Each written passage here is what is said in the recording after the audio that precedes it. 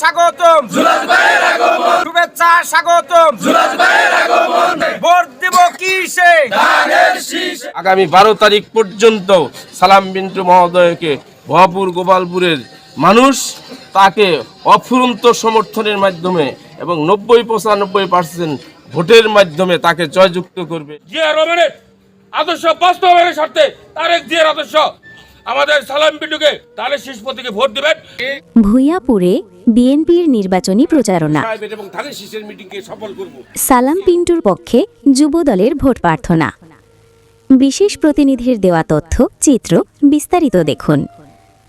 টাঙ্গাইলের ভূঁইয়াপুরে বিএনপির মনোনীত প্রার্থী ও ধানের শীষ প্রতীকের সংসদ সদস্য প্রার্থী অ্যাডভোকেট আব্দুস সালাম পিন্টুর পক্ষে ভোটের আবেদন জানিয়ে যুবদলের পথসভা ও নির্বাচনী প্রচারণা অনুষ্ঠিত হয়েছে।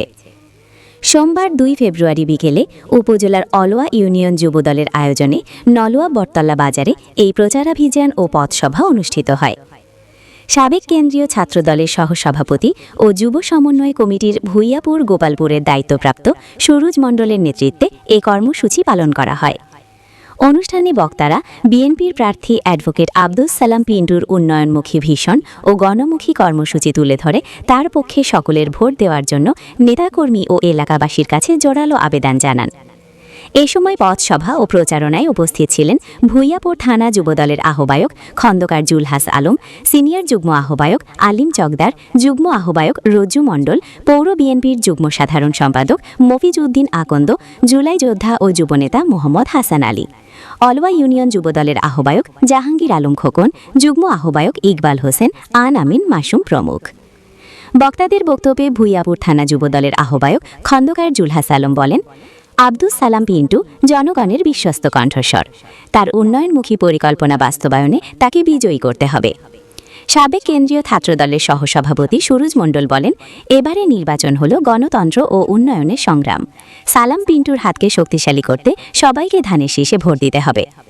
এই সময় উৎসব মুখর পরিবেশে প্রচারাভিযানের নেতাকর্মীরা প্রার্থীর পক্ষে স্লোগান দিয়ে এলাকার বিভিন্ন সড়ক ও বাজার ঘুরে গণসংযোগ করেন।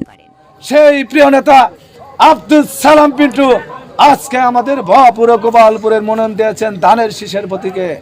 আমরা তার পক্ষে ভোট চাইতে এসেছি। প্রিয় বন্ধুরা আমার, এই 10-12 দিন আমরা আপনারা সকলে আব্দুল সালাম পিন্টু হয়ে ধানের শীষের পক্ষে কাজ করার আহ্বান জানাচ্ছি।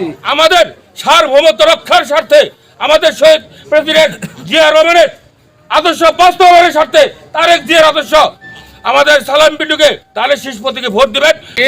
সবাই সালাম পিন্টু হয়ে ধানের শীষের হয়ে আজকের থেকে প্রতিজ্ঞা করতে হবে। আমারও রাগ করবেন 12 তারিখ পরে। সবাই সালাম পিন্টু হয়ে ধানের শীষের হয়ে সবাই কাজ করবে। দেশে দীর্ঘ 17 বছর পর ভোটের রাজনীতি আসছে। ভোটের মাধ্যমে আমরা বিএনপি সকল সময় মানুষের মতাদর্শকে ধারণ করে ভোটের রাজনীতি বিশ্বাস করে। আমরা সিলমারায় বিশ্বাসী না। মানুষ যাকে ভোট প্রদান করবে সেই এদেশে সরকার গঠন করবে এবং আমাদের নেত্রী দেশনেত্রী বেগম খালেদা জিয়ার স্বপ্নকে যদি আপনারা বাস্তবায়ন করতে চান এবং দেশনায়ক জনাব তারেক রহমানকে যেহেতু নিয়ে আমাদের বিএনপির চেয়ারম্যান অলরেডি মানুষ কিন্তু ভেবে নিয়েছে যে তারেক রহমান প্রধানমন্ত্রী, বাস্তবতাও কিন্তু তাই। আর সালাম পিন্টু সাহেবের জন্য আপনারা, আমি এই এলাকার সন্তান হিসেবে এবং যে কোনো সময় আমাকে নক করলেই পাবেন। আর ওনার শেষ সময় মন্ত্রী মহোদয়ের, উনি অত্যন্ত সৎ মানুষ এবং ভালো মানুষ। ওনাকে যেহেতু দল মনোনীত করেছেন, উনি এমপি হবেন, আমরা এই প্রত্যাশা রাখি এবং মন্ত্রী হবেন। এলাকার মানুষের জন্যই উনি কাজ করেছেন, ভবিষ্যতেও করবেন।